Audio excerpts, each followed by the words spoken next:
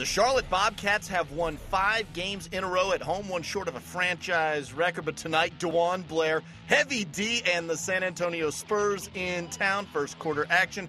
Tim Duncan looking and finding Manu Ginobili. Those two have hooked up a few times in the past. Take another look. Sweet cut to the rack from Ginobili. And the Spurs are up 15-11 in the first. Later in the first, it's Steven Jackson outside doing what he does. Hits the three-pointer. He was 2 of 6 from deep, and Charlotte takes a 1-point lead. Later, it's Ginobili with a three-pointer of his own. His only 3 on the night. The Spurs up 24-22. Second quarter, Richard Jefferson drives to the hoop with the layup and one. Just 8 points on the night, though the Spurs up by 7 at that point. Later in the second, Boris Diaw posting up Tim Duncan and taking it in for the reverse layup. Big game for Diaw. Second quarter, still the Spurs up by 2, and adding to it, inside with the jam, that's George Hill, 11 points off the bench. The Spurs up by 4 at the half. Third quarter, Tim Duncan making a post move all the way to the hole with the basket and the foul, but just 10 points and 9 boards on the night. Later in the third, that's Gerald Wallace, the reverse layup off the dish from Raymond Felton. Wallace had 21 points.